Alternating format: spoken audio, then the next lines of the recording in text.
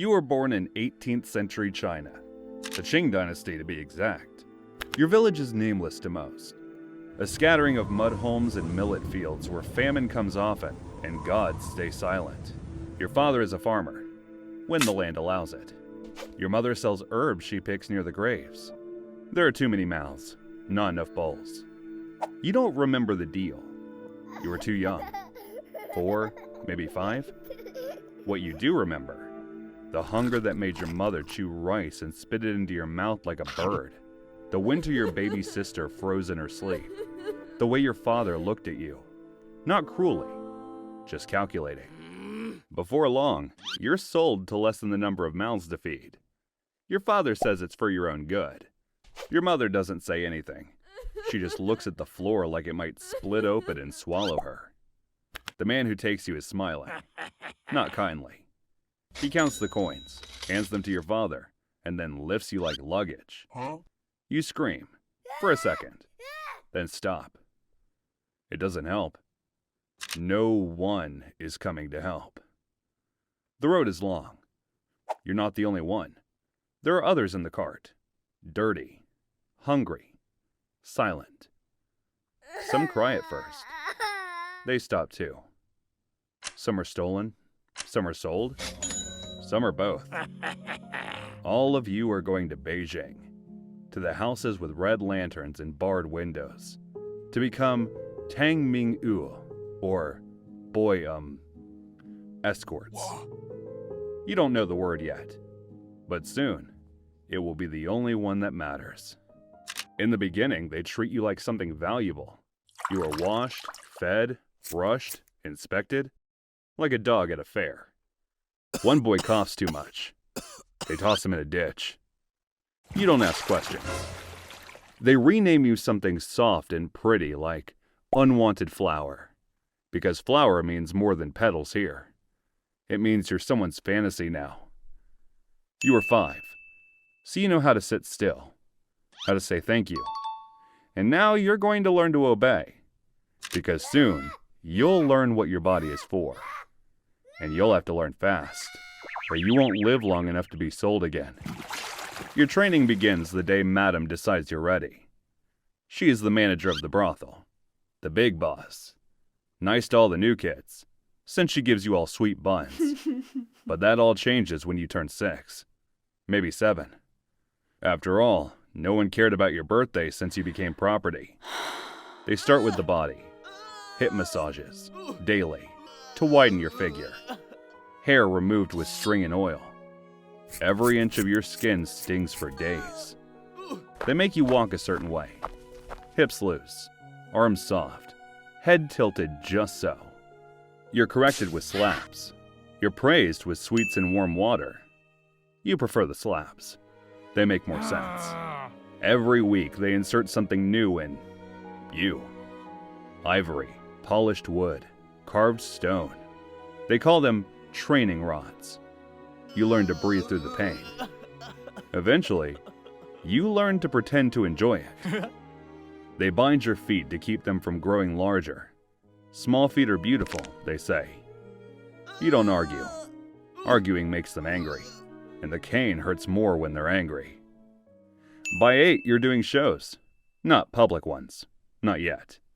Private demonstrations behind curtains. You bend, twist, pose, present. They make you act like you want it. If you don't smile, they beat your thighs with switches. Nope. No bruises. Bruises lower your price. They give you concoctions to make your voice rise, diets to make your muscles fade. Your boyhood recedes into a mask painted with powder and perfume. The customers come to watch. Men with rings, calloused hands, and hungry eyes. They pick favorites. You pray it's not you. But it is. Eventually, it always is. They rename you again. Curious Needy Flower. A promotion. One that you definitely won't like. You don't sleep well. You start biting your lips raw to keep from crying at night. You dream of fire and waking up somewhere else. Anywhere else. But every day, you wake up here. Still soft. Still owned. Still learning how to live with pain. Few months pass. Congratulations. You are due for another promotion. They said you were ready. You weren't. You're 9. They bring you to the private room. The screen hides nothing. The man is old, smiling. Smiling too much. He smells like wine and sandalwood and rot. Your trainer nods once, then leaves. You're alone. You remember what they told you. Don't flinch. Don't cry. Make it sweet. He calls you Little Lotus.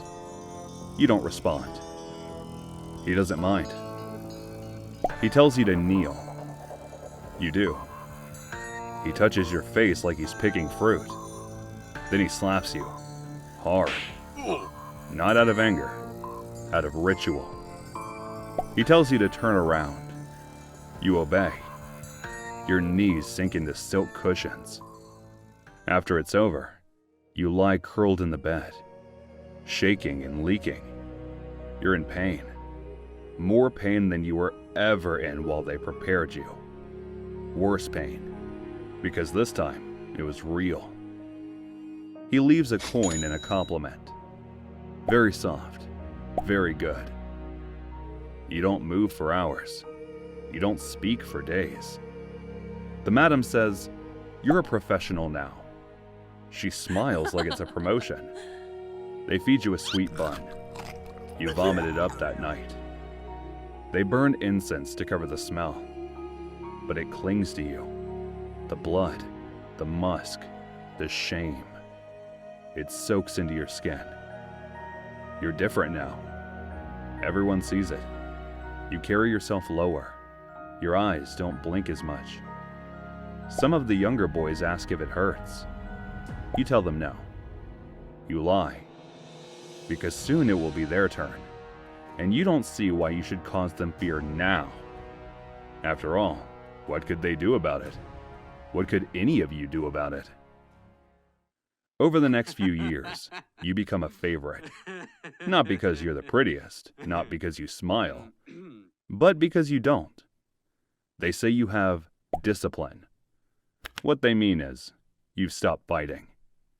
Your body knows the routine, the oils, the positions, the ways to twist and arch and flutter like it's your idea. You've become profitable. The older boys hate you. The younger ones stare like you're a statue. Beautiful, untouchable, terrifying. They put you on display. Clients pay extra just to watch you prepare. Painting your lips, brushing your hair, sliding into gauze that hides nothing. You don't talk much. You don't need to. Men beg for your attention. Some just want to look. Some want more. Some want to break you again. You learn to fake tears. They love that. You learn to fake laughter. They love that more. One client brings you a mirror. "Look," he says, "you're perfect." You stare at the glass. You don't recognize the thing staring back. You're 13 now. You're earning more than anyone in the house. You never touch the coins. The madam says you're investing in your future. You think she means a nicer grave. They start prepping you for promotion, castration, the final cut. Only the best get it, the madam purrs. You'll never age, never bleed, never be replaced. You nod. But inside, something folds in half and doesn't unfold again. You've stopped asking questions like, "What am I? What will I become?" You already know the answer. A product, a petal, a perfect thing. They wake you at dawn, not with shouts. This isn't punishment. This is promotion. A bath first. Always a bath. Rose water, crushed pearl, oils thick enough to drown in. You are not a boy. You are velvet plum. You must smell like flour before they slice you. No one tells you what will happen.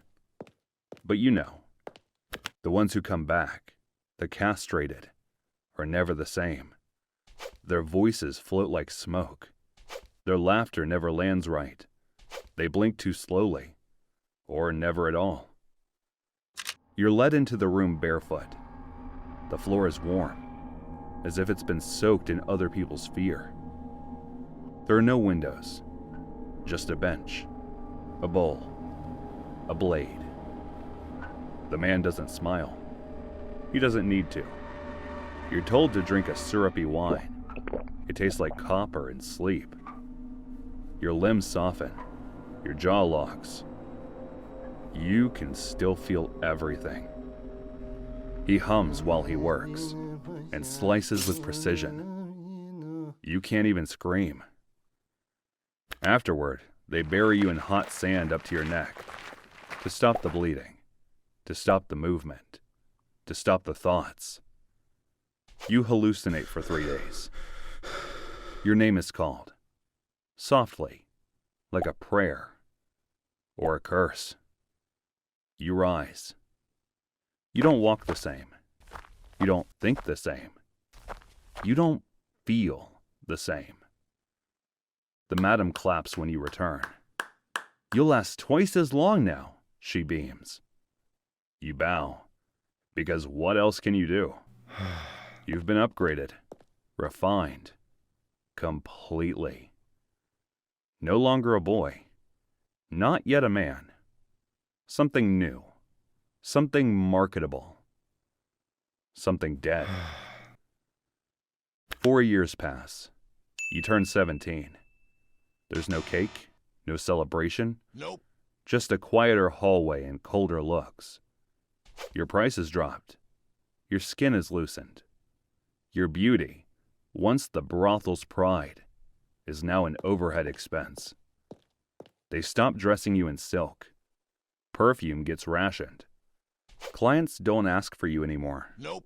They ask for someone younger. You still smile when they enter, still dance to their whip, but the sparkle in your movements is just muscle memory. The rest of you is gone. One night, the madam doesn't call for you at all. Then another, and another. You're summoned, but not for a client. She doesn't look at you when she speaks. You've had a good run. That's it. No severance, no farewell. They give you one robe, one coin, no shoes. They unlock the back door and gesture toward the alley. Don't come back. You hesitate, not because you want to stay, but because you don't know what exists beyond this place. You've never touched a tool, never cooked a meal, never been outside after sunset alone. You step into the cold. Your robe is thin. Your legs are shaky. No one notices you on the street. You're just another shadow limping past the firelight. A week later, you're begging near the gates. You see one of your old clients. He laughs, tosses a copper, misses on purpose. You pick it up anyway. You sleep in doorways, drink melted ice. Your body begins to rot from the inside out. The pain is back, but now it doesn't buy anyone pleasure. You're not Velvet Plum anymore. You're just another cough in the wind, another used object thrown away. They find your body days later, curled under a staircase behind a bathhouse, half covered in snow. No one claims it. Your skin is gray, your fingers black with frost, your eyes half open, still looking for someone to recognize you. But no one does. You're carted away in a pile with a drunk and a thief, buried in a trench behind the city wall. No marker, no prayer, not even a number. The brothel doesn't mention you again. Your name is handed to the next boy. Velvet Plum, they whisper to him, as if it was a role in a play, as if you never existed. You were never counted in the census. never written in the temple rolls. You left behind no family, no children, no legacy. Only the faintest dent in the mattress you slept on. You're born poor, which in 18th century Qing China is basically a crime. Your family lives in a village that barely survives its own winters. You grow up in mud and debt, the kind that seeps into the walls and never leaves. Your father is a farmer, when the weather permits. Your mother helps him in the rice fields sometimes, but she mostly weaves rice baskets and picks herbs near the graves. Your world revolves around rice, rains, and festivals. You're the second of 5. The youngest still clings to your mother's skirt, too small to leave her side for too long. You don't really remember your older brother, but you know he was always promising that he'd take you to Suzhou one day. Then one morning, he left with a man your father called a merchant. You believed it for years. Well, until you turned 8. The rain came too early this year, and the harvest drowned before it could ripen. No crops means no tax money, and no tax money means the collectors come. At first, your father borrows from a moneylender, then another. Soon, men with ledgers and short tempers start appearing at your house. One day, the loan men return. They don't bother with threats, just quiet smiles and ledgers. If you can't pay, they say, we'll take what you owe. Their eyes linger on you and your siblings. That night, the house is silent, except for your mother's weeping. Not another one, she mutters over and over, as if words alone could stop the inevitable. Your father doesn't speak, but you could swear you saw him shed a tear. The next morning, you're dressed in your best patched robe and told to be good. The woman who arrives is all perfume and powder, smiling the way people do when they're counting coins. She says you'll learn to sing, paint, and serve tea to important men. You're told it's a better life. You tell your siblings you'll be back soon with gifts. But when the cart starts to move, the truth settles in your chest. Your brother was also sold, and you've just joined the same chain. Only now promised to be gilded in silk. You spare a thought to wonder how he's doing now, but it hurts your head, so you fall asleep. You wake up from the rattling cart and the sweet, sick smell of incense. It will take you years to realize those scents are just perfume over a prison. They tell you this is your new home, the flower house. It's not what you imagined. There are no flowers, just girls of different ages moving in quiet synchrony, their faces blank as porcelain masks. You see a sad middle-aged woman carrying a bag leaving the flower house. A madam in crimson robes watches both of you from a chair, tapping her fan like a judge keeping time. Training begins, before you even know the rules. You're taught how to bow, how to pour wine so the ripples never touch the edge, how to hold a lute like it's your lover. You learn songs you don't understand, and poetry meant to sound delicate even when your stomach growls. Sometimes you don't feel like continuing the training. But when you see another girl who couldn't keep up with the training sent to a lower brothel, one that reduces the women into slaves wanted just for their bodies, you persevere. You're beaten for mistakes. Not hard enough to scar, just enough to bruise your pride. You're praised for beauty, corrected for personality. Grace, they say, is the art of disappearing. Every morning, you drink a bitter herbal tea that stains your tongue and stills your body. You don't know it yet, but it's to keep you a young girl a little longer. The madam says it preserves your value. You learn that speaking is dangerous. Every word has a price. Every smile is an investment. By 13, you've stopped thinking of yourself as a person. You're called a huanu, elegant woman. But you wonder what about how you were treated was elegant. One day, the madam inspects you under a lamplight. Then she asks you to play instruments and recite poetry. You do. She smiles. Perfect, she says, almost ready to sell. You bow, just as you were taught. And for the first time, you realize they've polished you into a product. You've become valuable, but not to yourself. You're 15 when the madam says, it's time. She calls it your flower blooming. You don't understand the irony yet. That night, the house glows like a lantern, smoke curling from censers, wine sweet as rot. The air hums with laughter and flutes, but every sound feels rehearsed. You've practiced this scene for years. Now you finally get to perform. Men fill the room. Merchants, officials, scholars pretending to be poets. They test you like connoisseurs inspecting a porcelain vase. "Play the quin," one says. "Pour me wine," says another. You do. You smile. You answer their riddles with verses you memorized from your tutors. They laugh, delighted, not at your wit, but at how easily it comes packaged in obedience. By midnight, your fingers ache. Your smile aches worse. When someone calls you charming, it sounds less like praise and more like ownership. Then come the gifts. Silk fans, jade hairpins, strings of coins. They pile them before you like offerings to a shrine. For a second, you think maybe this life won't be so bad. But the moment the men leave, the madam's assistants sweep everything away. "House property," they say, not even looking at you. You sit alone in the now empty hall, face still painted, fingers still trembling.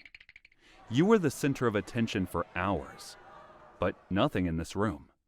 Not the gold, not the music, not even your name belongs to you. Nope. You smile one last time, out of habit.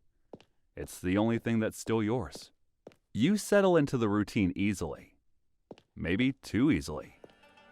Days blur into one long performance. Music, laughter, painted smiles. Morning lessons in calligraphy. Afternoons spent plucking the pipa until your fingers blister. By night, you perform for strangers who claim to love you for your grace. You've learned the rhythm of survival. Bow, pour, flatter, retreat. Never too bold. Nope. Never too shy. Nope. Just perfect enough to make them pay again. The other girls whisper that you're the madam's favorite. You wish it felt like luck. Then when you turn 17, the tone in the house changes. You're told to bathe longer, wear the finest robe, use the good rouge. Incense burns in every room, the air sweet enough to choke on. No one tells you why, but everyone avoids your eyes. That evening, the madam arrives smiling, the kind of smile that means business. "A great honor," she says. "A wealthy official has chosen you. Your first night." She calls it a ceremony. You already know it's a sale. The house celebrates. Lanterns shimmer. Wine spills. Laughter rises like smoke. They toast to your beauty, your purity, your price. Behind the sliding door waits your patron. Older, perfumed, heavy with satisfaction.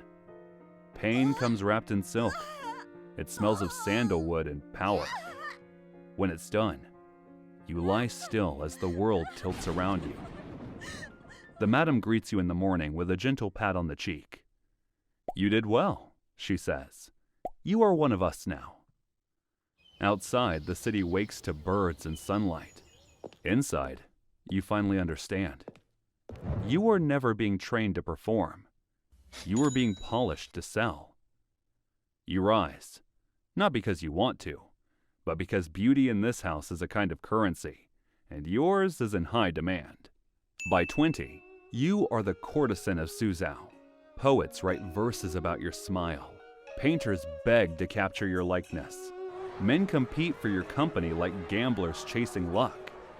And every night, you sit beneath lantern light, smiling until your cheeks ache. You attend salons filled with smoke and laughter. You play the lute, recite Li King Zhao, pour wine with the grace drilled into your wrists. You learn to flatter egos as easily as you once learned songs. For a few hours each evening, you are a dream. Their dream. But dreams come with hands, and hands always want to touch. Over the years, you attend to different patrons. There's the teenage scholar, barely older than you once were, who comes because his father, a rich merchant, insists he must learn from beauty. He's trying to join the government by passing the imperial exams. He quizzes you on poems and history, and when you falter, he slaps you. Then he apologizes, crying, promising he only wants to teach you. You forgive him, not because he deserves it, but because you've learned that forgiveness is safer than defiance. There's always the merchant who always smells of fish and sweat. He talks of trade routes and silver shipments, while his fingers trace the silk on your sleeve. You close your eyes and count heartbeats until he leaves. And then there's the official, the dangerous one. Drunk, he curses the emperor and boasts of executions. He once grabbed your jaw and whispered, "If you ever repeat what I say, you'll vanish before dawn." You believed him. You still do. You continue to receive gifts. Jade bracelets, embroidered robes, hairpins that glitter like frost. The madam takes them all. "We'll keep them safe," she says. You smile.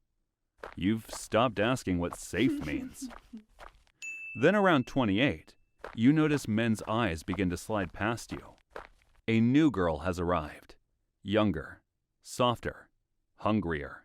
The madam calls you experienced now, as if it's an insult. You begin to beg your patrons, "Buy my freedom." They promise, always with the same tender lie. "Soon, when I can." They never do. At night, you watch the older courtesans vanish, one by one, dismissed, discarded, returned to the streets. Some are discarded to lower brothels where only their flesh is required. Others who wouldn't agree to go to the brothels are beaten and thrown to the streets. You hear from a patron that one of them stays near the docks, selling herself for a handful of coppers. He jokes about you also joining her later. He laughs. You break inside. But you keep smiling. Because even in a gilded cage, the songbird must sing. Until her voice gives out. You continue your routine until you can't anymore. You thought you were careful. You drank every bitter cup the madam gave you, herbs that burned your throat and twisted your gut. But one day, the sickness doesn't pass. Your chest aches. The smell of wine makes you retch. You know what it means before the doctor confirms it. The father is one of your regulars, an aging official, wealthy and lonely. He never married, never wanted to. "Too many chains," he always said with a laugh. He liked you because you didn't remind him of a wife. You just listened, smiled, and stayed silent. When you tell him about the child, he goes very quiet. Then he calls in the madam and places a pouch of silver on the table. "I want the baby," he tells her. "Just the baby." Your heart breaks. When the baby comes, a boy, you hold him for barely an hour. He's tiny, red-faced, loud enough to startle you. You count his fingers, trace his cheeks, and wonder if he'll ever know your name. Then the official arrives, dressed in mourning colors for reasons you don't ask. He looks at the child once. "He'll have a proper home," he says. You try to speak, to beg, but your voice breaks before the words do. He leaves with the boy before dawn. You bleed for days afterward, weak and feverish. The madam only shakes her head and says, "You were careless." From then on, she doubles your herbal teas. Stronger, darker, impossible to refuse. You return to work before you've even healed. Your body obeys. Your smile returns. But something in you stays hollow. The songs sound thinner. The laughter hurts your ears. When men compliment your beauty now, it feels like an insult. You never ask about the child again. But sometimes in dreams, you hear a baby crying. And when you wake, the sound lingers, long after the incense fades. Time moves differently in the flower house. For the men, it's a blur of nights. For you, it's a slow rot beneath powder and perfume. Now you're 33, and the cracks start to show. Your voice trembles, your skin dulls. The clients who once fought to see you now ask for someone younger. The new girls arrive in waves, soft voices, bright eyes, perfect skin. You teach them how to smile, how to pour, how to pretend it doesn't hurt. They thank you, then replace you. The madam doesn't scold anymore. She sighs instead. You've served your years well, she says, like you were a faithful horse. One morning she hands you a robe, a few coins, and nothing else. You're free, she says, smiling faintly. You weren't beaten. After all, you were one of their most profitable girls. But she sends you off either way. You step out into the street and realize you have nowhere to go. No family, no home, no name that isn't for sale. The city feels too big, the air too cold. You see a young girl, wide-eyed, going into the flower house. You both share eye contact. You see yourself in her, and then it hits you. You remember the woman leaving the flower house when you first arrived. That is you now. You've always dreamed of freedom. Now you finally have it. And it feels exactly like being abandoned. But freedom doesn't last long when you have no place to belong. For a while you wander, selling trinkets, mending robes, sleeping wherever the night allows. Every street you walk smells faintly of sandalwood and memory. But the streets are dangerous for a woman, especially one with a past like yours. Sometimes you think of going home, but then the thought folds in on itself. What home? If your parents still live, what would they say? That they're sorry? That they'd do it again? You imagine standing at that old door, hearing your mother's voice, and realize there's nothing left to return to. You wonder about your brother, if he ever got his merchant's life, if he ever found freedom. You pray he did. You pray harder that he is alive. Eventually you find a temple by the river and stay. The monks and nuns don't ask questions. You like the peace and solitude. It feels like the right place to belong. So you shave your head. They give you robes and silence. You sweep floors, chant sutras, watch the seasons pass like smoke through paper. Every ghost festival, you light a lantern for the ones who never left. The girls still painted, still smiling, still sold. You light one for your son, somewhere out there. You also light one for your brother, too. Sometimes for the girls you once were. And when you do, you remember the last line in your final poem. To bloom was pain, to fade is peace. You're born in late Qing China, right into the soft yellow glow of a lamp. Your mother is a skank who smokes more pipe than she serves tea. She hustles alone, half-conscious, her breath thick with stale matic, a blend of opium and tobacco. Because in late Qing China, the substance was as plentiful as rice. By the time you turn 5, your mother is already fading. You never learn her real name. Only the ones men call her when they push through the curtain at night. You have no father. When you ask her once, she laughs, a dry, humorless sound, and mutters that it could have been any of them. Or none. That's normal here. Nobody asks questions. Nobody wants answers. You grow up in a neighborhood where every shack leaks smoke, every elder coughs black phlegm, and every child has learned to dodge the kicks of half-awake addicts stumbling into the alley. Pipes lie around like toys, except the adults guard them closer than their actual children. Here, children are unregistered, nameless to the state, and invisible to everyone else. No schoolroom will ever call their name. No official will ever check if you live or die. Because here, people don't just look down on you. They look through you. You can't take the imperial examinations. You can't join a guild. You can't rise. You're born at the bottom, and the empire pads the lid above you. So you learn early that to live, children like you have to feed yourselves or starve. You spend most days running errands for food sellers, or slipping into market stalls to steal what you can hold under your shirt.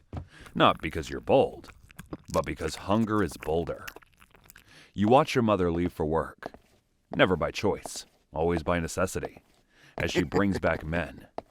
They come and go, leaving coins, curses, or bruises behind. Sometimes they shove you aside. Other times, they pretend you're not even there. By the time you're 8, her body begins to fail. First, a persistent cough, skin that looks bruised even when untouched, blisters that won't heal. Years of substance abuse have ruined her body. When she has none, she screams, hoarse animal cries that shake the whole shack.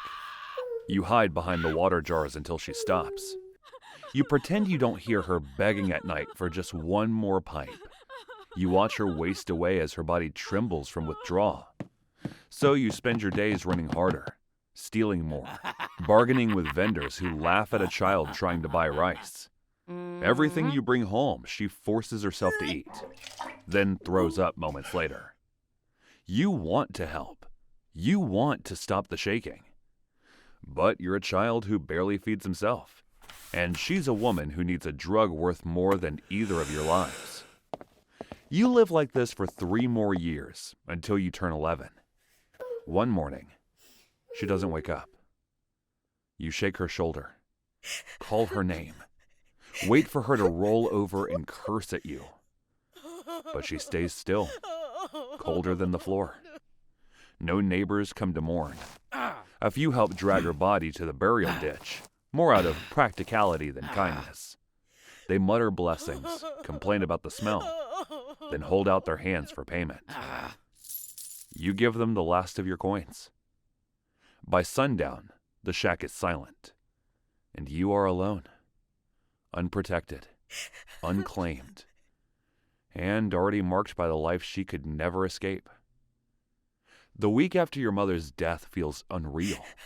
You sleep curled in the corner of the shack, listening to the empty space where her coughing used to be. Because of the payment to your neighbors, you are left with nothing. By the end of the week, you are hungry, alone, and too numb to cry. You think the worst has already happened. You are wrong. One day, 3 men arrive, thick-armed, with robes smelling of sour wine and teeth stained brown from pipe smoke. They ask for your mother by name, her working name, the one she used in the tea houses and red light districts. When you tell them she's dead, they don't even blink. They look at one another, nod, and grab you. No ceremony, no explanation. You're shocked. Kidnapping kids to settle debts? But in your district, that's basically paperwork. It is actually even encouraged by the Imperial Household Department. They manage the Empire's internal affairs. They call it domestic service transfer, and it justifies turning orphans into servants. You're dragged across the alleys toward the red light quarter, toward the tea house your mother used to stumble home from. You remember the rumors from the slums, boys who vanished after customers took interest, police who pretended not to see. Inside, smoke coils through the air like something alive. Music plays too sweetly, masking the snapping sounds from the back rooms. The walls are carved wood, polished by hands that were never treated gently. Everyone in the neighborhood knows this place. They know who owns it, too. A man people whisper about the way others talk about ghosts. Inside one of the rooms, you meet him. He's exactly how rumors painted him. A very fat man wrapped in silk robes too bright for the room. He sits at the far end, rings on every finger, eyelids heavy, lips curled in an almost smile. He lists your mother's debts in a bored voice. Pipe fees, room fees, tea tabs, interest, penalties, fines invented on the spot. The number is impossible. He doesn't expect you to understand. He expects you to obey. 2 options, he says. Work here, or work next door. You know what next door means. It's a brothel, and you've seen what it does to boys. You've seen enough ruined kids wandering the alleys to understand that work is just a slow execution. So you choose the tea house. Not because it's safe, but because it's the only option that doesn't end in immediate ruin. But before you're taken away, the boss leans forward, shadows cutting across his face. And then he says softly, "Listen well. When customers choose you, you obey. If you don't," he snaps his fingers, "you disappear, like many before you." You swallow hard, and just like that, your life stops being your own. Your first day begins with a blade. They shave your head clean except for a tiny top knot. Easy to grab, easy to yank. The boss says it's tradition. The older boys say it's so customers can see your face better. They give you a new name. Not your mother's name. Not the name she whispered when she was sober. A number even. You become Little Fourth, because the first 3 boys with your build either ran away or got sold off. Training starts immediately. They beat you, shout instructions, and expect you to remember which came first. If you don't bow low enough, you get slapped. If you don't smile fast enough, you get kicked. If you forget a customer's order, a bamboo rod comes down across your back. Welcome to the hierarchy. At the very top, wealthy clients, musicians, courtesans, and gamblers. Below them, senior tea house workers who've survived long enough to earn the right to slap you.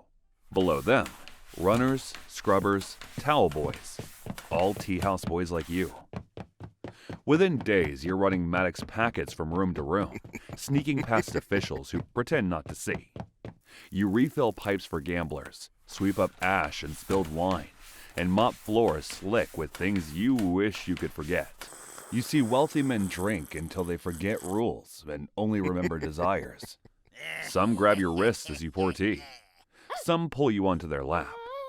Some drag you into hallways and press too close, whispering things children shouldn't hear. Your first private service happens sooner than you want to admit. A regular customer pats the cushion beside him. The boss says you're obedient, he says, fingers already on your shoulder. You freeze. The older boys told you the rule. When the boss gives you to someone, you go. If you resist, you disappear. You remember the boys who stopped showing up for morning drills. No explanations. No bodies found. So you go. You've learned how to make your face blank, how to detach from your body, how to nod when you want to scream. But nothing prepares you for the brutal act ahead. Still, you survive. Customers come and go. Their hands are rough. Their whispers are threats dressed as compliments. You endure because you have no choice. By the end of the first year, you understand what you've become. Not a servant, not an apprentice, just another commodity. Another piece of the tea house to be bought, used, and forgotten. The tea house itself is a perfect ecosystem of sin. You quickly realize the boss isn't just wealthy, he's protected. Local police drink here for free. Temple enforcers pretend not to see the pipes being lit. Government officials pass by with their hands already open. Everyone benefits from the Maddox trade, which means everyone is willing to ignore the children trapped inside it. As a tea house boy, you realize something early. Maddox is everywhere. It smokes through the wooden beams, seeps into the cloth of your apron, coats your skin until you smell like a walking pipe. The customers inhale it like air. The workers prepare it like medicine, and the boss treats it like currency. Every day you carry trays past men stretched on couches, eyes half-lidded, whispering dreams that don't belong to this world. But you stay away. Your mother's dying face is welded into your memory. The trembling hands, the begging, the way she screamed for more when there was nothing left to sell except you. So you keep your head down and promise yourself you will never touch the thing that killed her. But even in hell, there's always a bit of warmth before the burn. Because through all of this, one person keeps you tethered to something human. Your friend. A boy with a stubborn tongue and impossible dreams. He's the only other kid your age who hasn't turned into a ghost. He talks about running away someday and earning a real name. You never believe him, but you admire him for believing in himself. He's the one who makes you laugh when you're too tired to stand. He's the one who tells you stories when you believe life only has lows. And he's the one person you never want to lose. Sometimes he tells you it's the smoke that keeps him optimistic. He tells you to give it a try. Nope. But you always decline. Well, until the night everything cracks. One very busy night. You're exhausted. You barely slept, barely ate, barely stood. A wealthy customer snaps his fingers. You rush. Your hands shake. The teacup slips. Hot tea spills across his silk robe. The room goes silent. Then his fist connects with your jaw. He beats you until you curl up on the floor. When he's done, the boss steps in long enough to beat you again, because a humiliated customer must be compensated with someone else's suffering. Never shame a paying guest. You hear that line with every strike. By the end of it, your ribs feel splintered, your breath shallow, and your thoughts slow. Try as you might, you cannot stand. And boys who cannot work do not eat. That is the rule. That night, you lie in the storeroom, ribs throbbing, mouth bleeding, stomach empty. Then the door creaks open. It's your friend. He hands you a ball of cold rice and a small brown pellet. It helps, he whispers. Otherwise, you won't survive the nights. You want to refuse. You shake your head. You think of your mother's trembling hands, her screams during withdrawal. But the pain in your body says otherwise. So you take it. The world softens. The ache drifts away. Your mind loosens, floats, quiets. For the first time since childhood, you don't feel fear. You don't feel anything at all. And in that numbing warmth, you finally understand why your mother begged. Soon, Maddox becomes the only thing you look forward to.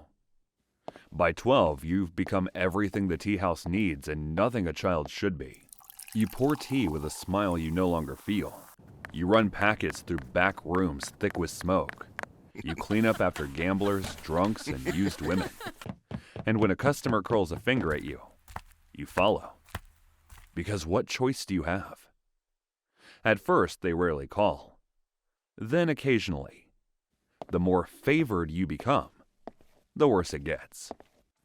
You start smoking before the encounters. Not for pleasure, but for survival. You need the numbness, the floating feeling, the ability to disconnect your mind from your body. The older boys teach the younger boys how to disassociate, how to breathe shallow and let your thoughts drift while your body obeys, how to turn yourself into a shadow, pretending to be a person.